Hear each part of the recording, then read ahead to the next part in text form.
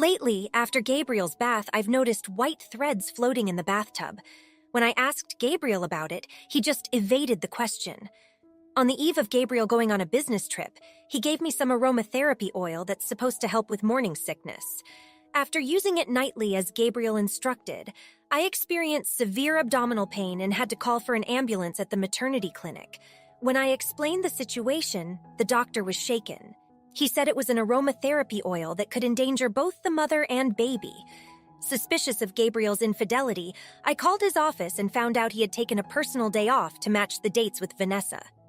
Heading to Vanessa's apartment, I waited in the car and soon saw Vanessa and Gabriel coming from across the street. I want to live together soon. If this plan works, we can push Isabella back to her parents' house. If she loses the baby and becomes emotionally unstable, it won't seem odd for us to live apart. It's her fault for getting pregnant when I'm not even good with kids, Gabriel said. I buried my face in the steering wheel and sobbed. Eventually, I lifted my head and swore revenge on Gabriel and Vanessa. They will never forgive them. I am Isabella, a 39-year-old housewife. I met Gabriel at work and we got married 5 years ago. Gabriel works for a major company. He's a rank-and-file employee but earns a good salary due to his diligent work. Recently, I finally got pregnant, something I've always wanted. Looking at the ultrasound picture, I eagerly anticipated the day I would meet our baby. But lately, I've been unbearably anxious. Something was off about Gabriel. Eventually, I realized Gabriel's true nature, and it sent chills down my spine. I became close to Gabriel when I was assigned to his team at his company, a subsidiary where we worked together. Gabriel, who was not the aggressive type at work but was adored by his boss and loved by colleagues, had a gentle demeanor. Being someone who struggled with communication and took the time to open up to others, I admired Gabriel. So when he asked me out, I seriously wondered what he saw in me.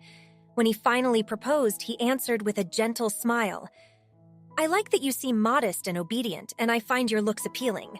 As someone self-conscious about being petite and having a youthful face, I was surprised, but also felt joy. Afterward, we asked Gabriel's boss to be our go-between, and we got married. The first year passed without major issues as we both reveled in our newlywed life. However, starting from the second year, I began struggling with balancing household chores and work. Gabriel had forgotten our promise to share domestic duties and started dumping all the housework on me. I know it's tough, Isabella, since you are working full-time too, but I just can't relax with the house in disarray, he said. I was puzzled. I kept up with the dishes and laundry diligently. It was just that I couldn't find the time to vacuum every day, leaving a bit of dust in the corners of the room. I wipe everything with cleaning wipes every day. We live in an apartment, and it would be bothersome to others if I vacuum early in the morning or late at night. Yeah, I get that, but I like things clean. It just doesn't feel comfortable for me, Gabriel complained. Despite saying this, Gabriel's study was always a mess. He told me not to enter his study, so I only peeked from the hallway. During that time, I was horrified by the sight of his completely cluttered room. The room was so cluttered with empty snack bags, liquor cans, and car magazines that there was hardly any place to step. His desk at work is tidy because he cares about appearances. Gabriel's complaints continued. The meals have been pretty simple lately. You're just reheating pre-made stuff. I want freshly made food. But this feels no different from ready-made meals. I was astonished he compared the meals I prepared during the weekends to ready-made meals. Look, keeping the house spotless, cooking fresh meals all the time, and working full-time, that's impossible without hiring a housekeeper, I said. But why don't you quit your job? Gabriel said. What about you could just become a full-time homemaker? I'll work more to make up for it. A wave of anxiety swept over me. What if we have a child in the future, and the education costs exceed our budget? While I was hesitating for an answer, Gabriel looked into my face and smiled kindly. I'm worried about your body. It hurts to see you golem every day. Gabriel, please become a homemaker for me. I was proud of my job, enjoyed my work environment, and wanted to continue until retirement if possible. But I didn't want to cause Gabriel to worry. After much hesitation and regretfully bidding farewell to my colleagues and boss, I resigned. I've always been shy and take time to warm up to others, but once I get close to someone, I tend to have deep and long-lasting relationships. That's why I vowed to always cherish Gabriel, whom I became involved with. Gabriel also treated me with care. However, as soon as I became a full-time homemaker and started depending on Gabriel's income, he began to adopt an intimidating attitude towards me. Really? The orthopedic clinic changed doctors? Yes, it used to be a female doctor. When I went there after twisting my ankle, then stopped going there. We'll switch to the hospital in the next town where a female doctor works, Gabriel said, showing his displeasure. But they asked me to keep coming until I'm fully healed. No way. He raised his voice unusually. Just the thought of a young man touching your leg makes me feel sick. Are you okay with that? I was surprised by Gabriel's words. It's just a medical examination. It can't be helped. There are other doctors, right? We're changing to the next town next time. Otherwise, I'll stop giving you money for the visits, he said reluctantly. I switched to a hospital in the next town to appease Gabriel's jealousy. I didn't realize he was this jealous, but it gradually became no laughing matter. The next thing Gabriel complained about was my regular hair salon. When I mentioned that my stylist was going on maternity leave and I would be seen by a male hairstylist next, Gabriel secretly visited the salon and then started nitpicking. That guy is no good. Paying $50 for such a haircut is a ripoff. Why don't you change to someone else? He said. I was taken aback, but Carly explained, that's the going rate around here. He's well regarded among people I know. How so? He's just popular for his looks. He must be hitting on his clients. Gabriel sneered. Don't say that. He has a wife and kids, Carly defended. Then it's cheating, Gabriel said. Just thinking of that guy touching your hair with his sleeve hands makes me so frustrated I can't sleep at night. What? It's just a haircut. Stop making a fuss, I protested. Despite my protest, I eventually switched to another salon because he wouldn't stop complaining. Gabriel began to find fault even with me just going out briefly. It's odd for a housewife to be out and about all the time. You should devote more to me, he said. What are you talking about? I do all the housework properly. I didn't quit my job just to be cooped up at home all day, I retorted. Hey, I want to go back to work. Maybe part-time would be manageable, I suggested. No way, Gabriel flatly refused. The housework would surely suffer. I'm supporting us, so what's there to be dissatisfied about? I was speechless at his frowning face. When I confided in my college friend Aaliyah, she was also astonished. Aaliyah works in the HR department at Gabriel's company. Enjoying the story so far? Show your support by liking and subscribing to our channel. Now let's dive back into the story. Gabriel listens to us at work and never shows disdain towards women, but I see he's different in private. He uses male chauvinism as an excuse and it's troubling, but I don't want to fight with Gabriel, and he doesn't verbally abuse me, so I'm at a loss, I told her. Sipping coffee at a cafe, I sighed. If it gets any worse, talk to me. I'm on your side, May, Aaliyah said. Thanks, I replied with a smile. However, I gradually became reluctant to go out and started to spend my days feeling depressed. One day, after feeling unwell for a while, I tried a pregnancy test, and it turned out positive. I couldn't help but cry out in the bathroom. I was so happy I cried, having almost given up hope due to my age. When I told Gabriel upon his return home, he momentarily tensed up before smiling. Really? I can't believe it. Me neither. I'll get it checked at the hospital tomorrow. I'll make sure to go to a place with a female doctor. When should we tell your parents? I asked. Let's wait until it's stable, right? We don't know yet if everything will be okay, he said, troubled. His words troubled me, but they were true. For now, I'll focus on having a healthy baby. However, contrary to my excitement, Gabriel seemed unwelcoming of the pregnancy. He had always said he was not fond of children and had agreed that we would give up if natural conception didn't happen. But I hoped his feelings would change now that we were expecting. There are plenty of people who say they don't like kids but love their own, I said casually, hoping to make the reality of our baby feel more real to him. Novahora, Freya, modern names are so stylish, aren't they? Unisex names seem to be the trend, I continued speaking, undeterred by Gabriel, who was absorbed in his phone. What kind of names do you like, Gabriel? I asked. Can't you see I'm busy? I'll leave it up to you, May, he replied curtly. I couldn't hide my disappointment at his curt response. On another day, I tried to involve him again. You're taking a day off soon, right? There's a prenatal checkup that day. Let's go together, I suggested. Why should a man go? It's not like it matters to me, he said. I felt my cheeks stiffen. It was strange to hear "it doesn't matter" from a father-to-be. He delivered the final blow with a half-smile, leaving me speechless. I'm not good with horror movies, so spare me the delivery room, okay? He said.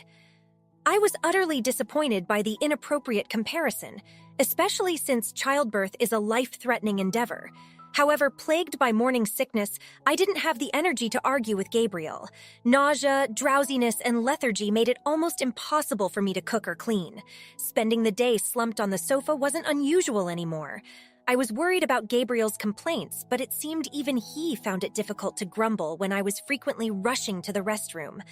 Passing through the hallway with laundry, I heard the shower and remembered, indeed, after Gabriel bathed, there were always white threads floating in the bathtub. It's thinner than human hair, and when scooped up, it's about 3 centimeters long. When I asked Gabriel about it after a brief silence, he chuckled and shrugged. That's just dirt, May. You're slacking off on cleaning the bath, aren't you? No, it doesn't seem like that. I can't explain it well, I replied. All right, let's try to clean more, okay? He said, brushing me off. Not wanting to argue, I didn't press further. Not wanting to bathe in a tub with mysterious floating threads, I decided to stick to showers for the time being. The connection between Gabriel and the threads remained unclear. His recent strain of late nights at work and increased business trips might be related. On Friday, Gabriel approached me with a beaming smile. I've got a business trip to Chicago starting tomorrow. Sorry to leave you alone for a week, especially when you were having such a hard time with the morning sickness. It's part of your job. It can't be helped. Take care, okay? Yeah, by the way, I got something good, he said, handing me a stylish white box. When I opened it, there were 7 small bottles with black lids lined up inside. Is this aromatherapy oil? Yes, it's supposed to help with morning sickness. A colleague's wife tried it and her appetite came back. Really? How do I use it? Add it to the bath water. It's effective as an aromatherapy bath, Gabriel explained. I asked for the instructions and wrote them down. So use it like this. I'm not fond of artificial scents and usually stay away from aromatherapy oils and incense, I said. I was grateful. Gabriel wrote down the instructions while reading the note. Seriously, make sure you do it every day for your sake and the baby's as well. Got it? Thank your colleague for me, I said. From the day Gabriel left on his business trip, I took an aromatherapy bath every night. Not seeing any white threads, I felt safe soaking in the water. Enjoying the story so far? Show your support by liking and subscribing to our channel. Now let's dive back into the story. Let's see, 1 bottle per 200 ml of water, that's quite a lot, I thought as I poured it into the bathtub. A potent fragrance wafted up with the steam. It seemed relaxing and likely beneficial for the baby as well. There were no immediate effects, but perhaps my appetite would be back by the time Gabriel returned from his trip. I continued using it, feeling hopeful, and reached the 5th day. During the bath, I suddenly felt a dull pain in my lower abdomen. Initially dismissing it as constipation, the pain intensified. Moaning in pain, I changed into my home clothes and called an ambulance. I was crushed by the fear that something might have happened to the baby. The doctor told me in a firm voice, "The herb used in this aromatherapy oil can cause uterine contractions. It's strictly forbidden for pregnant women. It could have caused a miscarriage." Everything went dark before my eyes. I felt faint but managed to stay conscious and urgently requested an examination. Fortunately, the baby was safe. I was told that my body should recover with some rest. I stayed in the hospital overnight and returned home by taxi the next morning. Back home, I still couldn't believe it. I had used the oil exactly as Gabriel had told me, and yet it had almost endangered our baby. I felt an urgent need to confront him with my anger. Waiting for his lunch break, I called Gabriel's mobile, but it just kept ringing. A bad feeling suddenly crossed my mind. His recent aloof behavior, the sudden increase in overtime and business trips, and now this incident. I had heard that many husbands cheat during their wife's pregnancy. Deciding to check with Aaliyah, I called her mobile. "Sorry to bother you during your break, but listen," I said. Aaliyah gasped on the other end of the line. "So, you're in a place with a signal now. What are you talking about? Aren't you supposed to be feeling sick from morning sickness and staying at your parents' place?" I heard it's in the countryside with poor signals, so I held back from sending messages since Gabriel is with you. I thought it would be okay." "I'm at home. What do you mean?" I asked, confused. "I heard Gabriel is on a business trip to Chicago," Aaliyah said. "He must have wanted to prevent me from contacting you, perhaps fearing his affair would be exposed. That's what it is." "Hey, is there a female employee who took time off during the same period? Let me check," she said. "Oh, it's Vanessa from the accounting department. Should I give you her address?" Aaliyah asked. "Yes, please," I said, my anger outweighing my shock.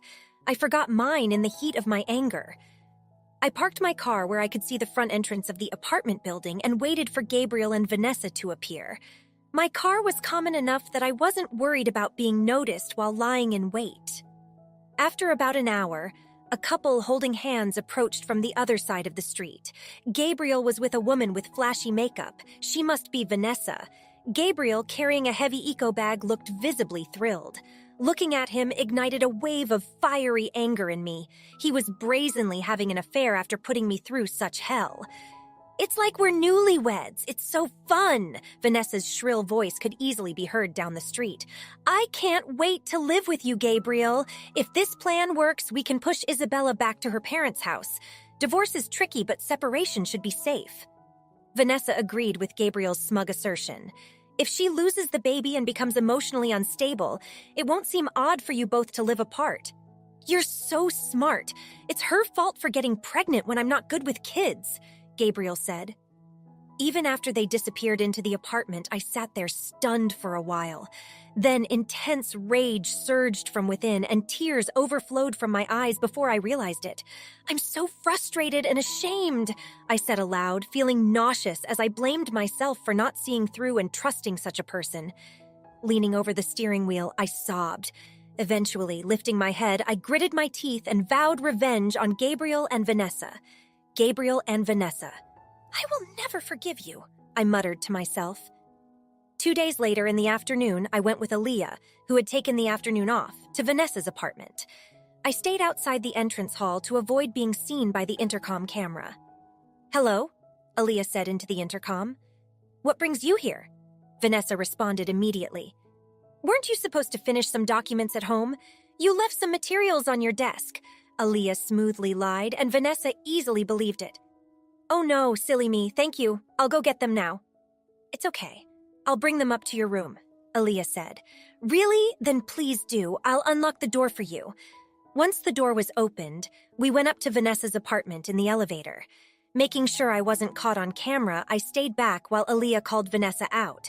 Soon the door opened, and Vanessa, in a bathrobe and casual clothes, appeared.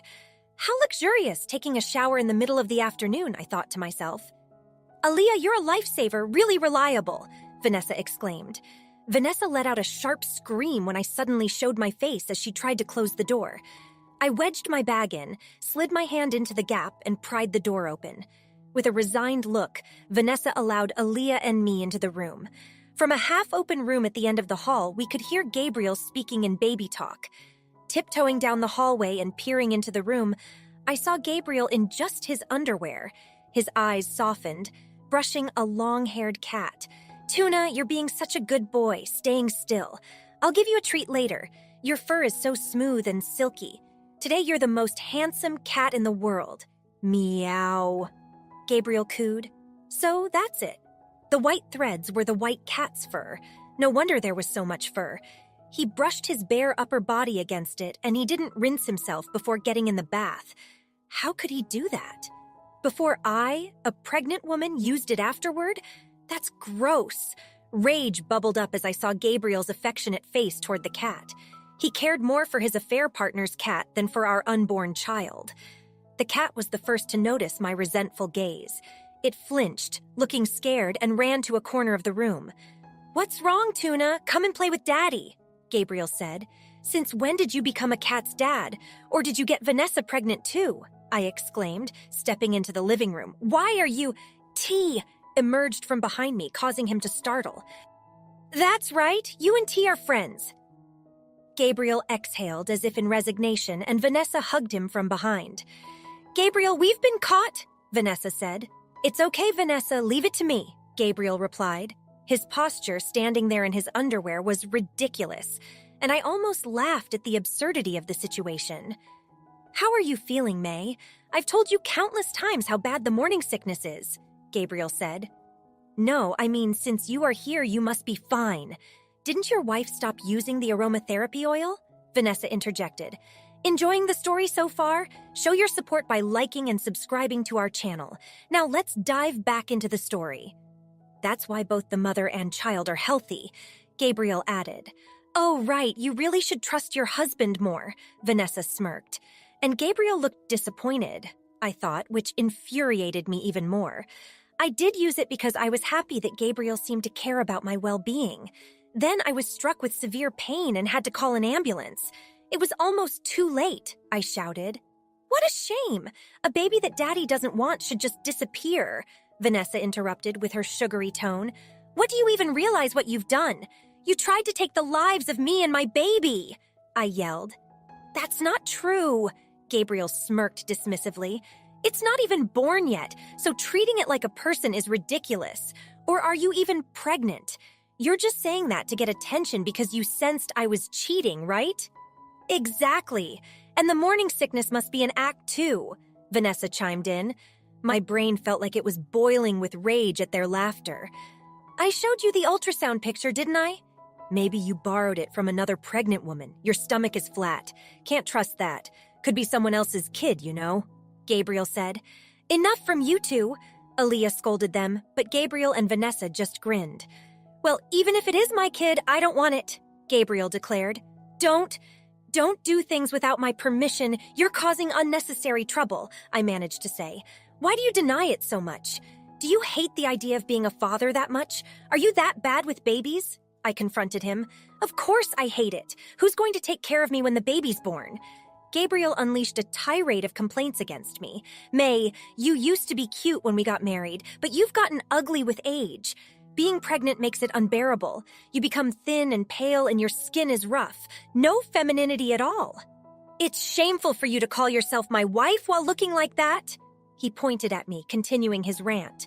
"I should never have married a 35-year-old woman." "And you, Gabriel, are getting a belly and losing your hair, becoming quite the middle-aged man yourself," I shot back. Gabriel completely ignored my comment. "And on top of that, all you talk about lately is the baby. Have you forgotten? I'm the main one here. As my wife, you should prioritize me. I don't care about the baby in your stomach." Aaliyah and I stood there stunned by his callousness and selfishness. The man I once admired and loved had turned into a stranger before my eyes. I was dumbfounded by Gabriel's words. They were like those of a child. It was clear that both my unborn child and I would be unhappy with him as a father. Vanessa, who had been gleefully listening to Gabriel's tirade, chimed in. "Gabriel doesn't care about a 39-year-old hag, right? A young beauty like me is what he deserves, right? It seems he'd be fine with any young and pretty girl." I agreed with a knowing look to Aaliyah. Aaliyah then pulled out not documents but photos from a large envelope she had brought. Vanessa watched curiously as the photos were laid out on the living room table. Looking at Gabriel, his previously arrogant demeanor had vanished, replaced by an awkward expression. "You know about these girls, right, Vanessa? They all work in the same sales department as Gabriel," Aaliyah said. "What are these?" Gabriel asked. "I've gathered some voice evidence. Let's start the fun," Aaliyah replied.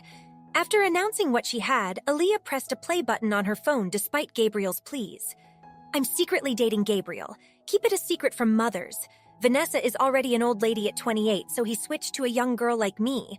Gabriel told me I'm his ideal woman. We've been dating for 3 months now. He's getting a divorce soon, right? Gabriel said we should keep our office romance a secret because it would be troublesome if it got out. The trip during his business travel was so fun," the voice in the recording said. As Vanessa's eyes narrowed with increasing anger, Gabriel looked surprised. "Aaliyah, how do you know I'm dating these girls?" Gabriel asked. "You've applied for leave or worked overtime on the same days as these girls multiple times. I'm in HR, so it was obvious. When I prodded, they were more than happy to spill everything. They were eager to talk to a 24-year-old, 28, and 39-year-old. Ladies are all old women, right?" Aaliyah retorted. I only went along with that because you said it would be fine. Then you cheated on me and got CIU so easily. I should never have gotten involved with you," Vanessa lamented, tears streaming down her face. Gabriel clicked his tongue as Vanessa resumed her hysterics. How annoying! Women think they can get away with anything by crying, stupid creatures. Then someone rang the intercom. "Ah, right on time, please come in," Aaliyah answered cheerfully, causing Gabriel to ask suspiciously. "A visitor?" Gabriel asked. "Yes, our department head, John," Aaliyah replied. Vanessa instantly stopped crying. "John, I live-streamed our conversation to the company group chat. Then he decided to come over right away," she said. Gabriel's face drained of color. Understandably so. The department head had acted as the mediator at our wedding. Gabriel tried to avoid divorce to not disgrace the department head and planned to make me ill so I would return to my parents' house. Ignoring the flustered Gabriel, Aaliyah let the department head in. He appeared with an angry expression. Well, boss," Gabriel and Vanessa, with strained smiles on their faces, were then addressed by the department head. "Both of you will be transferred to a clerical department starting tomorrow." "No way. I got dragged into this and I was about to be promoted to section chief in the spring. Personnel changes will delay my career," Vanessa protested.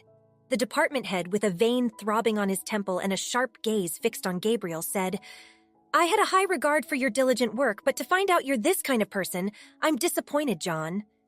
"It's all her fault. I didn't want a child. She got pregnant on her own," Gabriel pleaded with tearful eyes. "Rather than thinking about promotion, you should consider yourself a candidate for demotion. If the company's performance declines, you two will be the first to be let go. Do your best to avoid that," the department head said sternly. After being dismissed, Gabriel's expression turned to one of despair. The department head turned to face me and apologized sincerely. "I'm sorry for the trouble caused by my subordinates. I will ensure they take full responsibility. Please don't hesitate to speak up if you need me to give a statement." "I should be the one apologizing for the inconvenience caused," I replied. Gabriel and Vanessa were slumped on the floor, their heads hanging low. I marveled at their audacity, wondering if they truly believed they could treat me so poorly and continue to live peacefully as before.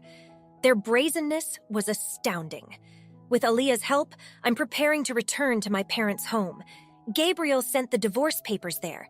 I will make claims for alimony and child support through a lawyer. I watched as Gabriel weakly nodded in acknowledgement. Then, I left Vanessa's apartment together with Aaliyah and the department head. The next day, Gabriel and Vanessa were arrested for assault but were released a week later on probation due to being first-time offenders. I heard that the two of them broke up shortly after. Despite continuing to work in a sideline position at the company, they resigned after being ostracized due to widespread rumors. Having received the alimony, I am indifferent to what happens to them afterward. While Vanessa's whereabouts became unknown, Gabriel, disowned by his parents, resorted to multiple part-time jobs to get by. Aaliyah mentioned seeing Gabriel in the city, looking shabby and nothing like his former self. At his previous company, my ex-in-law, upon learning of the incident, traveled from the countryside to apologize to me. I had always been treated well by them and held no resentment toward them. When my daughter was born recently, I cried tears of joy. So I plan to visit my ex-in-law with her during holidays like summer vacation and Christmas. If she ever wants to meet her father as she grows up, I'll consider accompanying her under certain conditions to fulfill her wish. Seeing my daughter's innocent smile makes me pity Gabriel for saying he didn't want such a lovely child. Being a mother is challenging, but I feel deeply fortunate to be her mother. I want to continue watching her grow up surrounded by people who love her. Thanks for watching. How did you find the story? Let me know in the comments below. Don't forget to like this video and subscribe to our channel for more awesome stories like this. Your feedback and support mean a lot.